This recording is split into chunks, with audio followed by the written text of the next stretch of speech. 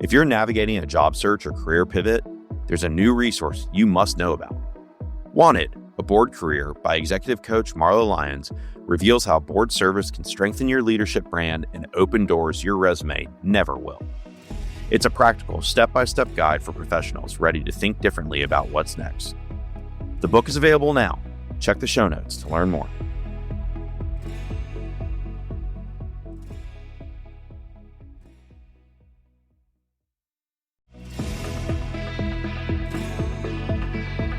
You ever notice how feedback can work like caffeine? Someone tells you, hey, stop interrupting in meetings, or your updates aren't clear. And suddenly it's like this light switch and bam, you're a brand new person. You're pausing, you're listening, you're writing pristine bullet points. And then 3 days later, you're back to factory settings. Welcome to Work Unscripted. I'm your host, Marlo Lyons. I'm here to toss aside the corporate scripts and unfiltered truths. And today, this is Cracking the Code, a quick hit series inside Work Unscripted, where we zoom in on patterns, behaviors, and hidden dynamics shaping your work and your life, all in the amount of time it takes to brew a cup of coffee. So today, we're talking about why feedback at work usually creates only temporary behavior change and what it actually takes to change long term. Yes, there is real science behind why being told to change rarely works the way leaders think it does. Feedback is a gift, right? Well, at least we wanted to believe that. Well, here's the bad news about feedback. Feedback is information, not transformation. It creates awareness. It can create a short burst of effort, but sustained behavior change usually comes from more than now that you know, do better. In fact, one of the most famous findings in feedback research is that feedback is a double-edged sword. On average, it can help, but for many, it actually hurts performance. There's a large meta-analysis study showing feedback interventions improve performance on average, but for more than a third of professionals who receive feedback, it decreases performance. It's all making sense now, right? If you've been given feedback and you watch things get weird, well, you're not imagining it. So why do people change only temporarily after feedback? Well, 3 big reasons. First, feedback creates a spotlight effect, not a system. A lot of feedback attention patterns look like attention spikes, behavior improves, attention fades, old behavior returns.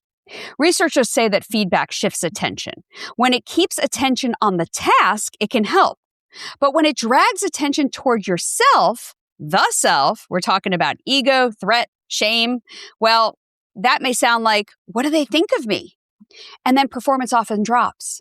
Not surprising, right? I've been there. Who wants to feel judged? If feedback makes an employee think I'm bad instead of here's what I need to do differently next time, well, you're going to see defensiveness, avoidance, or performative compliance. Number 2, most feedback is about outcomes, not mechanics. Be more strategic. Have better presence. Communicate more clearly. Cool. How? And then crickets. Even at Nike, I bet just do it doesn't work without a roadmap. Without a clear behavioral recipe, people default back to what's automatic, especially under stress, time pressure, or fatigue. And number 3, being told to be a certain way triggers resistance when it threatens autonomy. Here's a huge body of work. There's huge about self-determination theory, showing people sustain change better when they feel autonomy, competence, and relatedness, not when they feel controlled. So if feedback lands as do it my way or else, it can create short-term compliance, but not long-term ownership. You're probably wondering about now, well, does telling someone to change at work ever work? Well, yeah, it does sometimes. It tends to work when 3 conditions are present. Okay, number 1, the person agrees that the change matters. It's important to them and it's relevant. Number 2, they believe they can do it. So they have the skill to do it, they have the capability to do it, and the confidence to make the change. And number 3, the environment reinforces it, meaning others are also behaving in a certain way, and it is considered the norm. But when any of those things are missing, you need to change becomes workplace wallpaper. Heard, noted, ignored. And even structured feedback programs can have modest effect if they're poorly implemented. So, for example, research reviews on 360-degree feedback note that behavior change can happen, but effects are often modest. And done badly, it can backfire, leading to disengagement, even performance decline. So on its own, feedback doesn't create change. What actually does create long-term change at work? Well, long-term change requires 3 layers. Layer 1, motivation that survives the moment. Not hype, not fear, not I should do that. You want what researchers call higher, more internalized, more chosen choice to make the change. That's where autonomy, supportive feedback helps. It looks like this. Here's what I'm noticing. Here's the impact.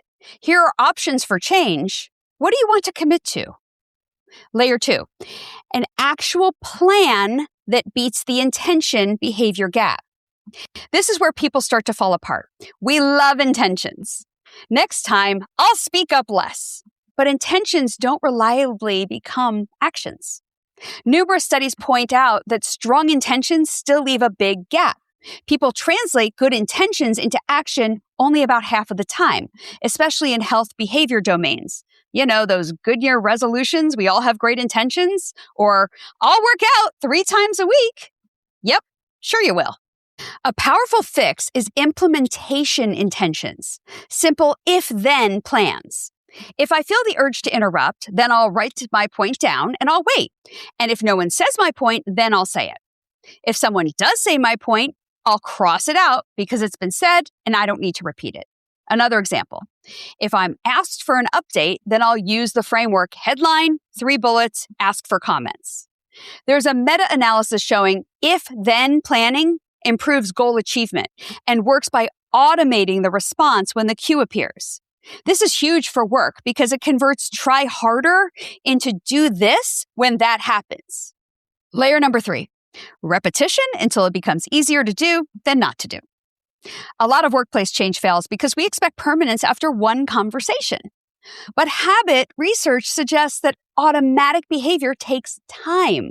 On average, you ready for this? Around 66 days, with a wide range from roughly 18 days to 254 days, depending on the person and the behavior. Got that, leaders?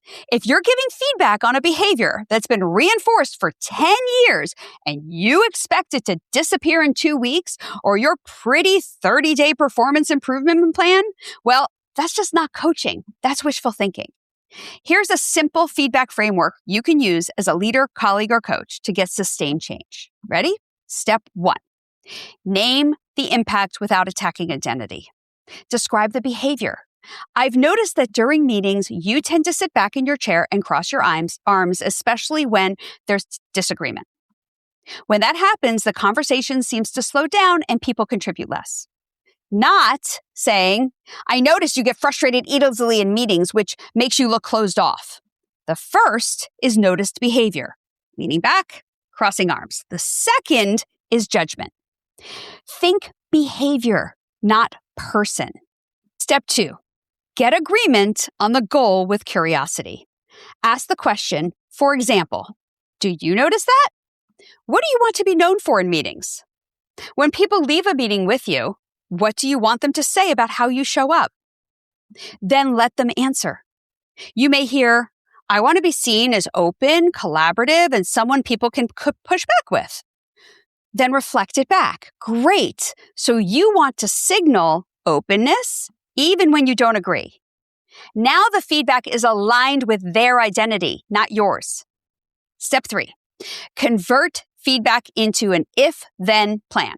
Pick one high-frequency moment and ask the employee to come up with an if-then, showing growth toward change.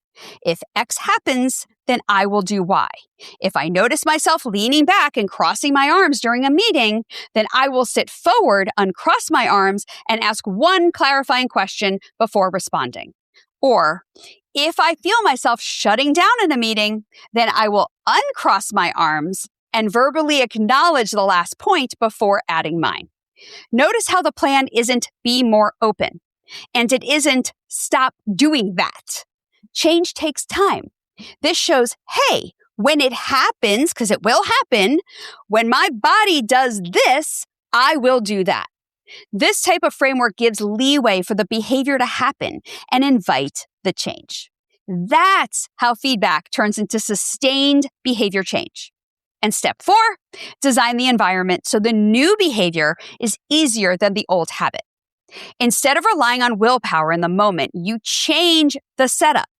You can recommend the employee add cues or reminders in real time, a small sticky note to a laptop that says open, a note at the top of the meeting agenda, posture forward, ask one question. Then create friction. Make the old behavior harder. Sit at the table instead of leaning back against the wall. Keep your hands on the table or holding a pen so they're less likely to cross. Position your chair slightly closer to the table so leaning in is the default.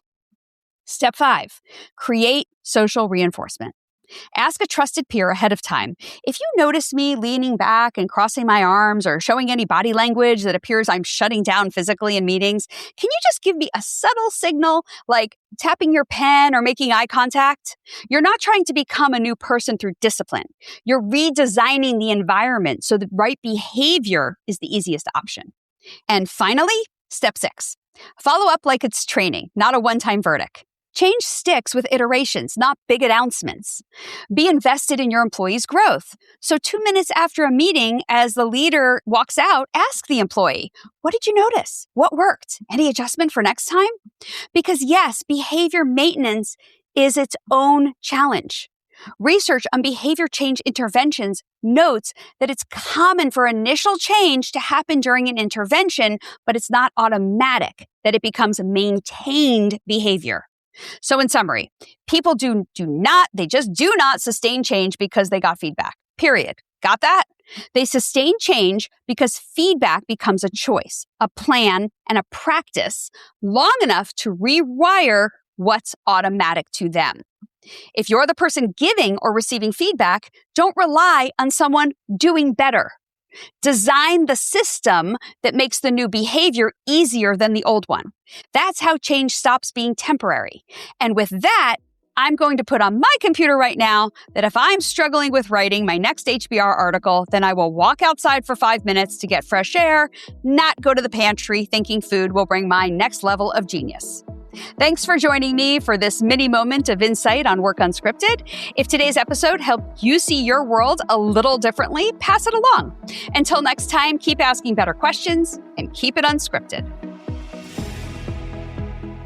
Work Unscripted is produced and edited in partnership with the team at Palm Tree Podco and 21 Digby. The content for this week's episode was created by me, Marlo Lyons.